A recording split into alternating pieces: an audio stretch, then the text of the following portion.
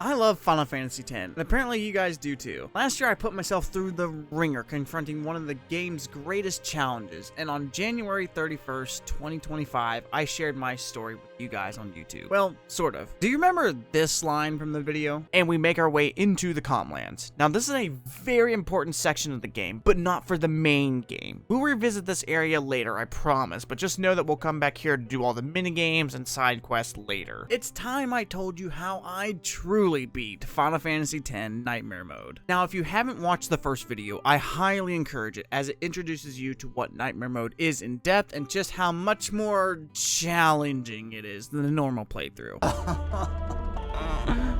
Val sucks! But for a brief rundown on what Nightmare Mode does, it is a stat multiplier for all the enemies and an XP debuff for me. I added additional rules such as no stat spear grinding outside of normal game progression and no aeon stat boosting. There's now one major rule change now that we are in the post game, and that comes with how the spear grid is going to work. In the previous video, I limited everyone to their own spear grid for the entire game, with the exception of Kamari allowing him to go into one other spear grid section because his kinda sucks by itself. This is now changing now that I've beaten the game. Everyone has been given one additional section to the spear grid to branch out into. In order to unlock another section of the spear grid, 2 super bosses from this list must be beaten. I can beat any of these super bosses in any order that I want to in order to progress the challenge. There are some exceptions to this, such as Penance requiring the other super bosses to be beaten before I can even challenge it, and Nemesis requiring a total completion of the monster arena in order to challenge it. Now I feel like I should have re-explained the stat multiplier that Nightmare Mode gives to the enemies. Now you see in a previous video I had mentioned that the stat multiplier was a 1.6 to health, defense, strength, and magic defense. I then mentioned the scaling difficulty, which increases the challenge when reaching certain points of the game. What I failed to mention is that 1.6 times is not the final stat scale, but the beginning of it. I did not start at 1.1 and then the difficulty went up to 1.6. I started at 1.6 and then it went up from there, meaning that all the enemies now have a stat boost of 2.2 times their stats. Why did I not mention this during the previous video, you ask? Well, I had no idea. For some reason, I never put 2 and 2 together, and I thought that I just sucked when in fact I was pushing past the original intended difficulty of Nightmare Mode by double. I didn't realize this fun particular fact until the very end of this challenge. So after completing the base game, I had some levels saved up and it was time to decide where everyone was going. This is an important decision as to one of my rules states that I cannot go back into any saves, so every decision is final. Also, I need to mention, although it's not a rule that I stated, but I didn't even allow myself to cross into one section of the spear grid to reach another. I used friendship spears and I used teleport spears, or it just had to be next to the section in order to lock another section for that character. Here's all the new sections of the spear grid that I unlocked for everybody. So after using what levels I could, I wanted to see where I stood when it came to the first 2 super bosses I wanted to tackle. First up was Omega Weapon in the Omega Ruins. This is one of the secret areas in the game and a place that we'll be spending a lot of time in the future. I made my way all the way down to the first roadblock, Ultima Weapon. Now, Ultima Weapon isn't really a problem at all. It has less impressive stats than Jet, and my party is stronger than they were before when I fought him. So it was really a one and done fight with little to no issue. Now, before testing my luck at Omega Weapon, I first wanted to pay another visit to a super boss that I wanted to beat before unlocking another part of the spear grid, Dark Valefor. And after a few attempts, it was very clear I was no match for it just yet. I then decided it was simply better to go train my stats while also working on capturing some of the monsters from the monster arena. After a couple hours, I went back to the Omega Ruins to challenge Omega Weapon and running through the mini gauntlet of all the harder enemies along the way. Now it was time to fight Omega Weapon himself. Now Omega Weapon is sporting an insane 2.2 million health, which may seem intimidating at first. That's because it is. However, the key to this battle is paying attention to what moves it uses. Omega Weapon is a very predictable boss. He has a single target physical attack and a set pattern of special abilities. The pattern of his special abilities are as follows: Core Energy, which is a single target attack, then he'll use either Confuse or Break. Next is an AoE attack, Shimmering Ring, that wipes out the party, and then it'll either use Demi or Ultima. Now it is very important to keep track of these moves because if you do, you can tell when Omega's ultimate ability, Nova, will come up. There is an invisible counter for Omega Omega leading up to the number 30. You can think of this as like a hidden overdrive bar. Starting the fight at 0 with the counter going up depending on what attack is used. If it is a physical attack, then the counter goes up by 5. Every other attack, the counter will go up by 2. Once Omega has a turn with that counter being at 30 or above, it will use Nova no matter what. So for instance, during that set pattern of special attacks, after it uses a Confuse, it could use a Nova and then go right back into Shimmering Rain for the rest of its pattern. After that, it's simply a matter of making sure my party members have auto life as much as possible and waiting for the boss to die. That's why I sent Lulu into Yuna's Spear Grid so that she could be my second auto life caster to help keep that buff up. Now the strategy itself is simple, but this fight was long. Hell, 30 minutes into the second attempt, I had Kimahri cast Doom as a joke, just so I know that there was going to be a definitive end to the fight. I didn't think that Omega Weapon would get another 70 turns after that over the course of another hour and a half, totaling a 2-hour fight. Nevertheless, that's one super boss down and one more to go for my next Spear Grid unlock. However, the next boss is nothing like Omega Weapon. We once again need to visit Dark Valefor. You see, I was under the foolish impression that these two bosses were of equal difficulty. I mean, Dark Valefor has even less health than Omega Weapon. It's true. Compared to Omega's 2.2 million health, Dark Valefor only has 1.76 million health. Not to mention, Dark Valefor is the only Dark Aeon that can't even break the damage limit except for its Overdrive Energy Blast. Now, if you were only looking at these facts, Dark Valefor is the weakest super boss, right? Oh, how I wish, dear viewer. You see, the thing I neglected to fear was not the fact that Dark Valefor has 3 times the strength and magic of Omega Weapon. Those stats never mattered to me since I was getting one shot for max damage all the way back in fucking Makalania. No, the problem is that it has 1.5 times the defense, 11 times the amount of magic defense, and worst of all, it is 3 times faster than Omega. The lesser amount of health doesn't mean shit if the defenses are effectively maxed at this point. All of this comes around to the biggest problem, its moveset. Dark Valefor has 4 attacks, a physical one, Sonic Wings, Energy Ray, and its Overdrive Energy Blast. Now, dear audience, you tell me which of these moves is a massive problem? You guessed Energy Blast, you would be wrong. That's right, it's not the Overdrive that's the problem, it's fucking Energy Ray. Dark Valefor will just randomly use Energy Rays whenever it feels like it. This fight has now become the worst possible situation. Unlike with Omega Weapon, where you can fight its strategy with your own strategy, the only real option with Dark Valefor is to fight raw power with raw power, and I don't have shit for power. Energy Ray will always wipe out my team, which wouldn't be too much of a problem on its own, since I can revive with auto life. Problem is that once a character revives, their turn order gets reset and will have to wait longer for their turn to come around. If the whole team gets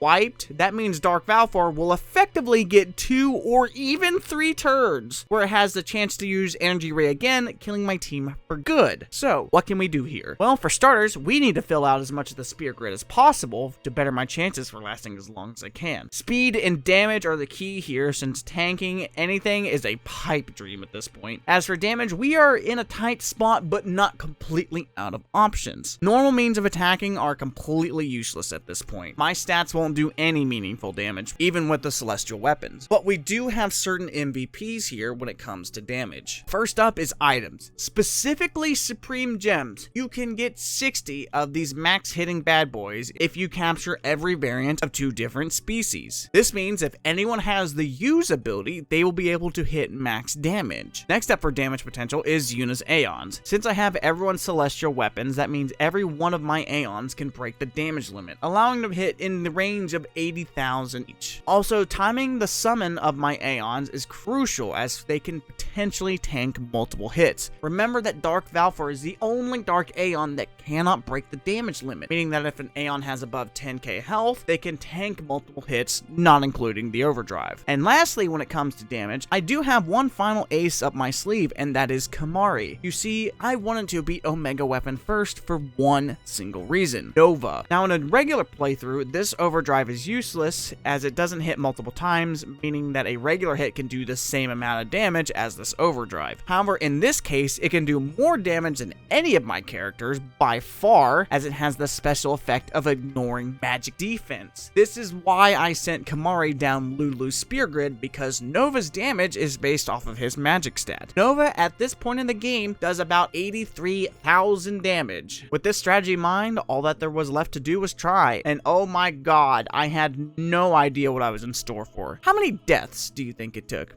10? 20? If you guessed 43, you'd be correct. It took well over a week of torturous RNG bullshit for this to finally come to an end. In any case, now that 2 super bosses have been defeated, it was time for everyone to unlock another section of the spear grid. Here's where I sent everyone for the next section of the spear grid. Now, the astute of you might see a theme as to where I sent some of the characters. Riku's path has the most agility by far, and speed is the name of the game from here on out. We can't tank, so we just have to be faster than them. After a fair amount of level grinding, it was time for the next boss, Ifrit. Now, Ifrit was even scarier in my eyes than Valefor. I mean, it's faster than Valefor, it has nearly 3.1 million health, and I beat it on the 3rd try.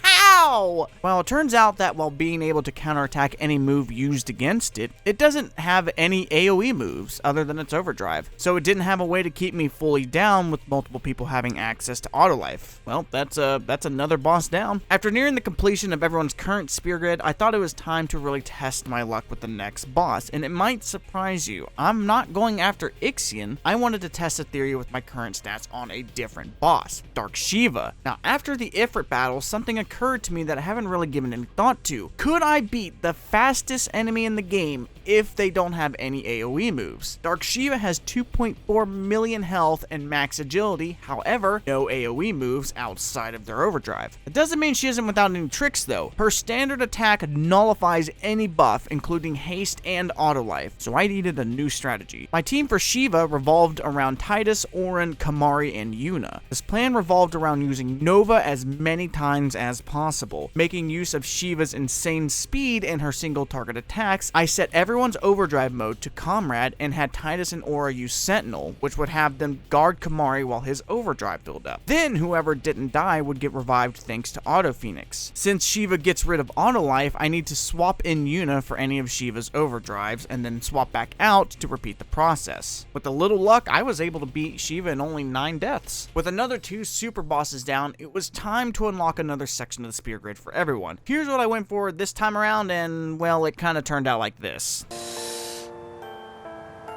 At this point, I hadn't even finished everyone's previous spear grid section, so it was time to play catch up. For my training method, I used the Cactar training, which if you have a certain set of armor and overdrive modes, you can get a lot of experience points, even at my debuffed rate. And anytime I ran out of items to progress the spear grid with, like power spears for example, I would go and continue to complete more of the monster arena captures to kill 2 birds with 1 stone. After catching up for a bit, it was time for the next boss encounter, and of course, I went for Ixion. This encounter is a bit unique in that you need to beat it twice on 2 separate occasions. It's also unique in the fact that Nightmare Mode actually helped me out in this encounter. You see that the boss's main gimmick is that it inflicts the party with all kinds of debuffs with its normal attack. However, since it just one-shots any of the characters that it attacks, and they get auto-revived as if nothing happens, this gimmick doesn't work on me. It's simply just a slower Shiva fight, and thus makes it the first super boss I beat with 0 deaths. We have now started to enter the second half of super bosses, leading up to Penance, and we are left with nothing but massive obstacles. I went to give each of the easily accessible bosses a chance just to see who I could beat. First up was Yojimbo, and I can tell you right out the gate that this was not going to work out right now. He has the same problem as Valefor, and then some. It's just, where do I even begin with him? First up, his Wakizashi attack. He will just throw this attack out at random. His single target attacks inflict Petrify and will shatter anyone without Stoneproof or Ribbon. His overdrive hits everybody and removes auto life, putting a hard time limit on beating him before I run out of aeons. And the cherry on top, you have to beat him 5 times without leaving the cave, and for each encounter after his first one, his overdrive bar will fill up faster and faster, so that's a hard pass on him right now. Okay, well, let's look at Anima. Anima is another dark aeon that will just petrify with its regular attacks. Pain does the same thing as before, but it'll bypass death proof, so it will always kill no matter what. Then the main problem is Mega Graviton. Graviton, and that it will hit for about half of my party's maximum HP and inflict doom, slow, silence, darkness, and sleep. So this boss basically requires several party members with ribbon that I don't have yet. Even after giving it 13 attempts with ribbon or some substitutes, it just wasn't happening with my current stats. Next up was Dark Bahamut, and to be honest, I didn't have much hope here. With nearly 9 million health and speed equal to Shiva, I wasn't sure how I was going to handle this one. That was until I saw Bahamut's moveset. It has only 3 attacks, a physical one, impulse, and its overdrive mega flare. Now you may think, since there's multiple AoE attacks, there's no chance. That's what I thought until I learned that you can control when Bahamut uses impulse. He will only use it after the player attacks him 5 times. So if there's a chance that Bahamut might use mega flare and impulse right next to each other, simply don't attack it and impulse won't go off. Have a couple people who are stone proof and remember how often you're hitting the boss, and eventually after a couple of hours he will go down. For me, it only took 2 deaths for me to beat him. With that pleasant surprise comes a much needed spear grid unlock. Here's where I sent everyone this time around. Now I haven't talked much about it despite it constantly being on the screen, but money is a massive problem in the late game. There is one thing I haven't really noticed at this point in the recording, but after editing both of these videos, I can tell you that Nightmare Mode does not affect your gil. I have no idea where I got this idea from, that the mod affected your gil, but it just doesn't. I mean, you do earn money slower because the enemies you get it from are tougher, but there's nothing directly affecting the money you get. My main method of earning money at this point was farming Earth Eater for its weapons so I could sell them. With the remaining 4 super bosses, there were 2 that I haven't attempted yet, the Mega Sisters and Nemesis. Now, if you're wondering why I haven't attempted this boss, is because it takes so long to unlock the goddamn thing. You need to capture 10 of every single monster in the game, and beat all the species conquests, and all the original creations that come with capturing everything. Luckily, I was in need of XP and money, so I thought this would be a good time to finish up this side quest. Now, just after nearing the completion of capturing all the monsters, I decided to take a break from that and give Anima another shot. Now, this thing is an endurance test with its 17.6 million health, and even with my upgraded stats from last time, there was still the issue of being able to hit Anima thanks to its high luck stats. However, there is a way to get around that. Thanks to Kimahri having Jinx, I can lower Anima's luck down by 5 stages, and I further increased my accuracy thanks to Riku's Ultra Null All, allowing me to hit far more accurately. This was still a game of chance though. I eventually ran out of aeons to tank Dark Anima's Oblivion. If at any point Dark Anima uses Mega Graviton after Oblivion, I was doomed to restart. But somehow, it never did, handing me the victory on my 14th attempt. Now, my rules stated that I cannot grind for stat boosting spears, which is still true. However, I can get them through natural progression of the challenge. The monsters that drop those are required to be beaten in order to unlock Nemesis, so it is allowed to take only the first drop of stat spears if they happen to drop it. The bosses here aren't too much of a pain after beating most of the Dark Aeons, however the ones that certainly stuck out were Seiryu and the Slug, but in time I was able to beat them too, finally unlocking Nemesis.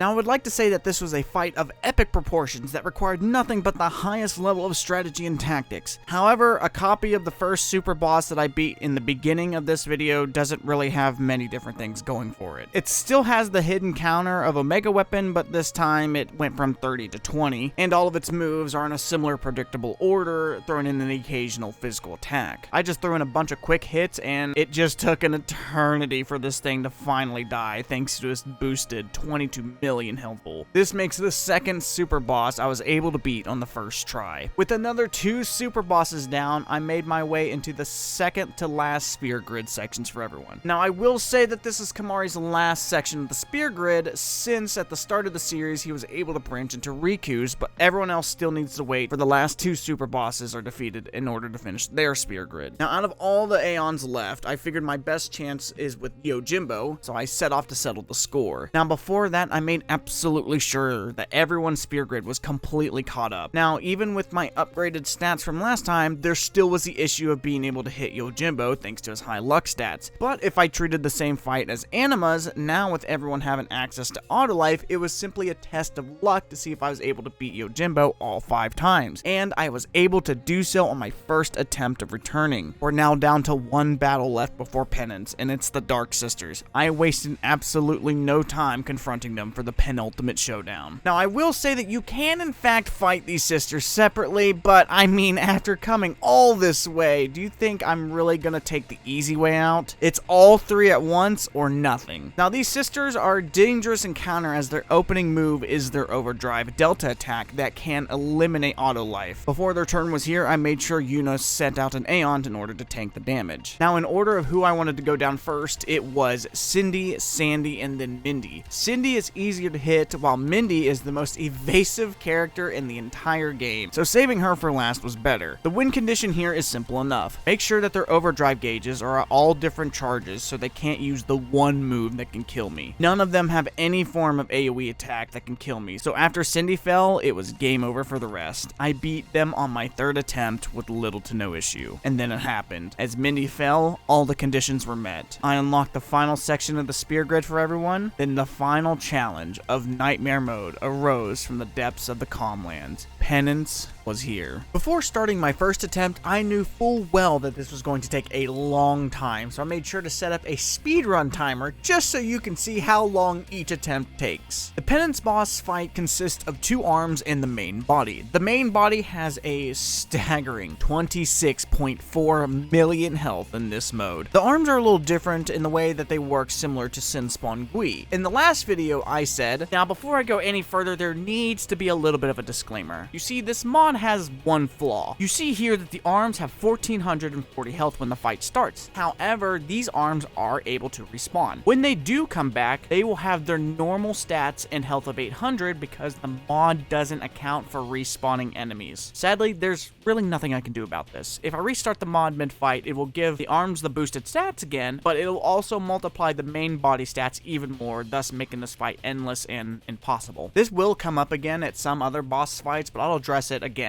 when they do come up. So for Penance, whenever I defeat the first set of arms, they'll go back to the original stats. Not that that will be easy considering that they have 1.1 billion health each. Let's talk about their abilities, starting with the main body. It has three abilities: Obliteration, an AoE attack that will kill the whole party, so you know, standard at this point, sheesh. It will only use this ability until it has 3 million health left, in which case it will swap to Emulsion, which is a single target attack. Its big ability is Judgment Day that guarantees max damage no matter what. This one can only happen if two conditions are met. First is that both arms need to be alive. Second is that the hit encounter, like Nemesis, needs to be at 20 or higher. This counter goes up whenever it takes damage, but we really don't need to concern ourselves with that as long as one of the arms is dead. The left arm has three abilities: a physical attack, Sloga, and Terror Gravitation that hits for 75% of the character's max HP and inflicts darkness, sleep, and doom. It has an equal chance to use any of these abilities, but one of the keys to beating this boss is how many turns the left arm wastes using Sloga, since all my characters have auto haste. The right arm also has three abilities: a physical attack,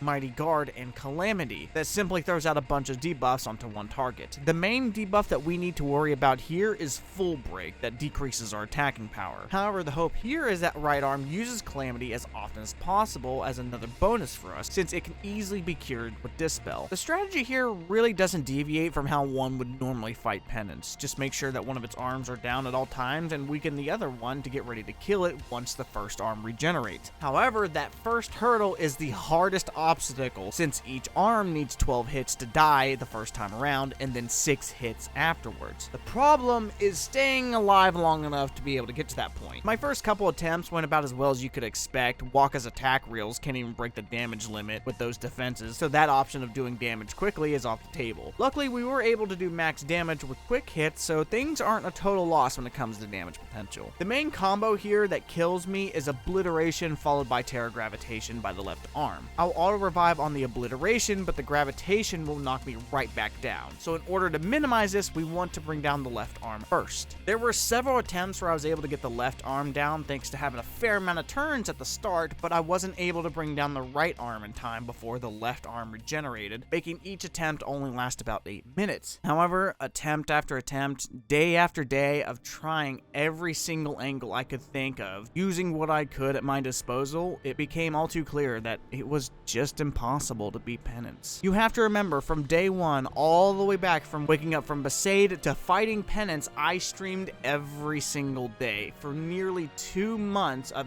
non-stop nightmare mode. Now, since the final hurdle is Penance and nothing else matters, I decided to save myself what little sanity I had left at the time and unlocked the special privilege, which includes max cash, all items at 99, and unlimited XP. This also includes the stat boosting spears. However, there is a catch. I can't just give myself max stats and call it a day. No. I have to earn those stats still. How, you may ask? I must give 5 serious attempts at Penance before I can get a plus 12 stat boost in all stats. With each stat boost means that the fight will go on for longer, making the next set of stat boosts that much further away. Now, mind you, I gave myself the ability to gain stat boost at 18 deaths at the boss. How many do you think it took to finally beat him? Leave your guesses in the comments below. I'm genuinely interested to see what everyone's guesses are at this point. But with time, the dam finally began to crack. I started getting 10-minute runs more consistently than 18-minute runs, then runs in the 20 minutes. There was light at the end of the tunnel. Hours of counting meticulously on what damage the arms were at, hoping Penance would throw a sloga my way with hundreds of turns that we exchanged. And then it happened. I entered Penance's final phase, meaning that it was down to 3 million health. It swaps to its single target attack at this stage, meaning that I was home free. I just had to keep repeating the same pattern as usual, and I got this. Wait, why didn't that arm go down? Did I just miscount? And with that one small mistake, Penance activated Judgment Day, wiping my party clean off the map. It's honestly a shame how the audio got lost for most of Nightmare Mode, but I'm sure most of you watching know just what I was feeling in this moment, even without my live reaction. But if anything, I wasn't going to give up just yet. My next run ended at the 40-minute mark, but I knew I was on the edge of victory. On April 23rd, 2024, I started my Nightmare Mode journey to take content creation seriously by undertaking a challenge that would push my knowledge of this game to its limit. And on June 14, 2024, 297 deaths later, I would beat Penance, with the final fight taking 2 hours, 39 minutes, and 22 seconds. It would take me 54 days to finally beat Final Fantasy X Nightmare Mode.